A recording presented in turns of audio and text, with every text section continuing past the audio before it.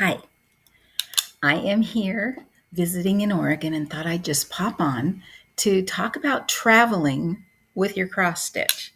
Now, for me, I'm looking for ideas. I just grabbed some easy stuff and put it in my little bag. Now, my project was already in a hoop, so I just kind of wormed the hoop in. I brought my light that could light up on the plane. How does that go? Hope that didn't bother you. I brought my big, not my big ones, but I brought my little magnifying glasses that are, I think they're $3.75, which really helps. My fold up scissors, because I know the rules are if they're short, they won't take them away, but I was afraid that they would. I had my floss drops in here and my needle, so I could replace my needles in my little butterfly needle bag. I also brought an iron off eraser, and but I have a lot of stuff in here, and my beeswax to put my thread through. So those are the things I brought, and it worked out good, but it was a little bulky on the plane. I did, I'll try and insert a picture here. I did enjoy it. I set my tablet up and I had my markup RXP on there with my graph. And then I had, I figured out, I was just doing a long area of one color, so I didn't need to have the graph, so I put a book on. I'm listening to The Quilter's Apprentice. Just finished it, actually. So I did get a lot done. I got the whole house done on the airplane, and then as I got here to my daughter's, and I really did like it. I'll put a little slideshow here of my progress if I can figure out how to do that. And I just wonder if you have any tips. This was kind of bulky. I know when we traveled by car, I folded my frame down and put it in a tote, and I brought everything because we were in a car. But because I was on the plane, I could put this in my backpack, and that's pretty much what I brought, that in my wallet and a few other important things.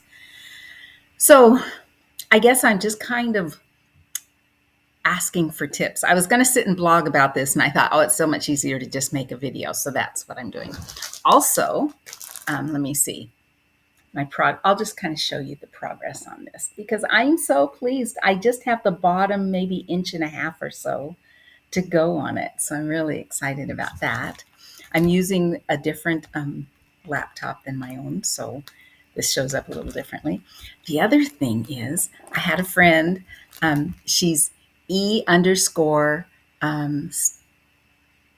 I always mess up her tagline, but she's in Colorado, stitching in Colorado, and we are going to do a new year, new start together. So this is what I've chosen. Let me take it out. I've shown you this before, but I really like it.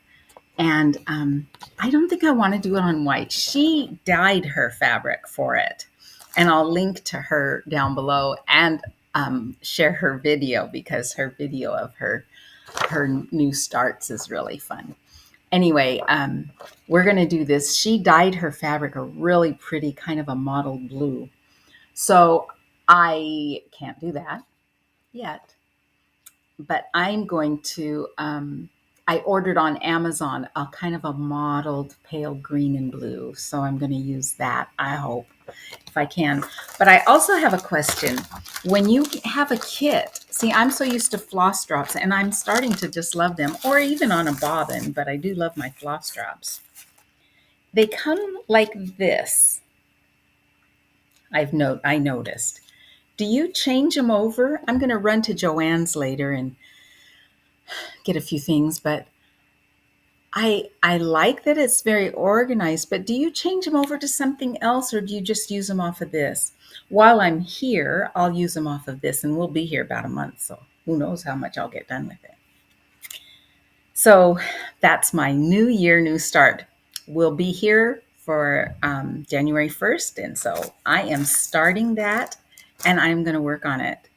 And what I've been doing, I've been influenced by so many floss tubers. They started this and they started that. And one gal that I really like watching, she made a schedule. I do this on Mondays, this on Tuesdays, this on Wednesdays. So I made my schedule and I said, I'm going to do this one. And I have about, I don't know, 6 projects going, which isn't a lot in the grand scheme of things of cross stitchers, but it is 6 projects. So I scheduled it out, and I'm not good at that. I'm not good at going from one to the other. So I decided I'm, would you call it a monogamous stitcher? Are you a monogamous stitcher too? I just started working on this when I told you about losing my spark, and then one's talking to me and giving me tips. It was really nice and really helpful. And I started working on it just, 10 minutes or so every morning, a whole thread, then 2 threads. And so now I've kind of slipped into a habit where I sew and quilt in the daytime, but as I sit down in the evening and relax, I cross stitch, sometimes for 1 or 2 hours. And I really do enjoy that because during the day I have errands and housework and whatever, and my sewing. So that's what I like to do is sit and stitch in the evening. And it's proved to be good for me to be a monogamous stitcher because then I know where I left off. I know what I'm doing next. Sometimes I don't have to look at the chart. I say, oh, this whole section is that one thread. And I do enjoy that very much. So how about you? Do you switch between projects, or are you a monogamous stitcher? Do you have any tips? Because I'm always open to cross stitch tips because I still feel fairly new at this. And I've been influenced by all of you beautiful floss tubers and stitchers in starting too many projects. But I am going to keep working on this, and I hopefully will have an end to it before the end of the year. And then on the 1st, I will show it to you. Hopefully, I'll show it to you completed. Maybe here in Oregon, I can get it framed while I'm here.